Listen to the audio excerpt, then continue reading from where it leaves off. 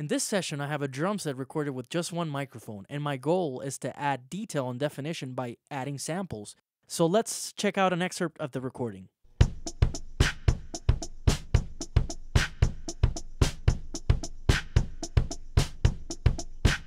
Here's another section with some cymbals.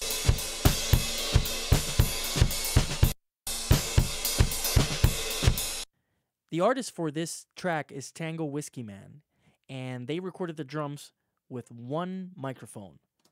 I am duplicating the track in order to capture the important transients like kick and snare. So I just duplicated it. Check it out. New track. Same thing.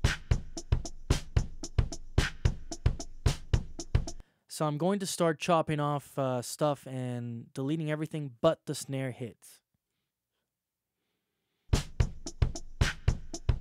And I hope you have something to read, because a book or something, a novel, because it's going to take a long time.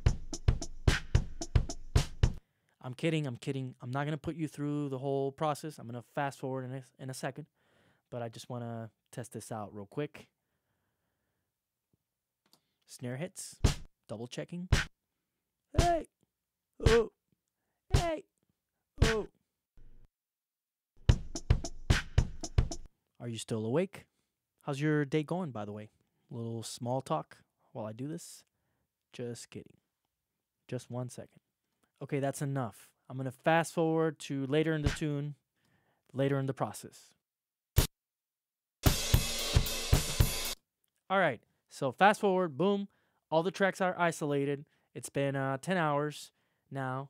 Just kidding. It's been 15. No, not that much. But check it out. All snare hits. Let me add the original drum here. Take it away. Next, I'll be adding some fades under Edit. All my tracks are selected. And you just, do the process for creating fades. Then I'm going to select my sound replacement plugin, just the Pro Tools one. Bring the detector down to as low as I can, because all I have is snare hits. I already pre-selected my sample, my snare sample. And make sure you import the sample you want to use to the session under File Import. That way it converts it to the same resolution as the session, and it won't change the pitch or anything.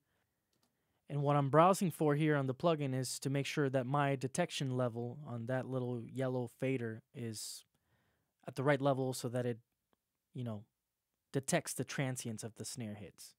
As you can see, I missed some, so I'm going to redo it, bring it down. And every sound replacement software is different, so you kind of have to figure that out. It isn't rocket science, but let's check it out. See what happened.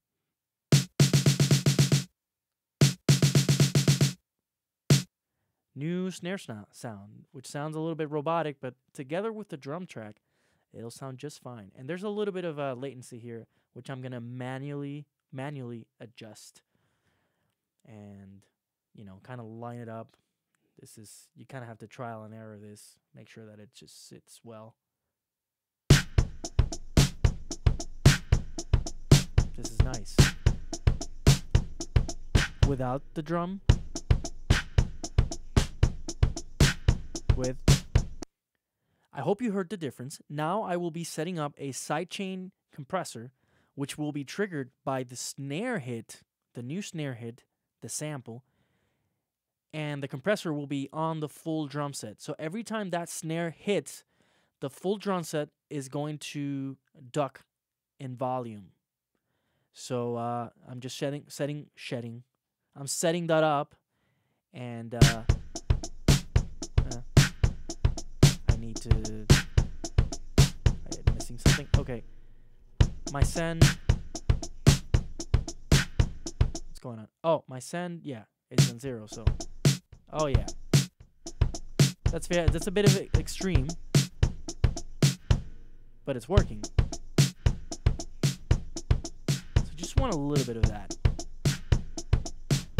You adjust your release so it sounds natural.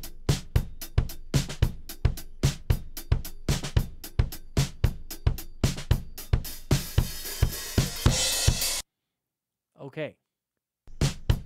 So now we have a really nice snare sound. Now I'm going to fast forward to later in my session where I did the same thing for the kick drum, and I also added a room ambiance with a guitar pedal. And what it did is it kind of put the drum set in a room, in a bigger room. So check out what it sounds like, the whole thing. Very deep kick drum.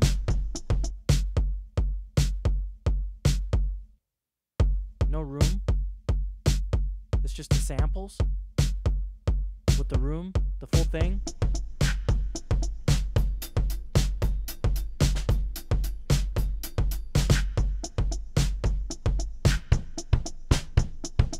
The original. All of it. All right, thanks for watching, guys.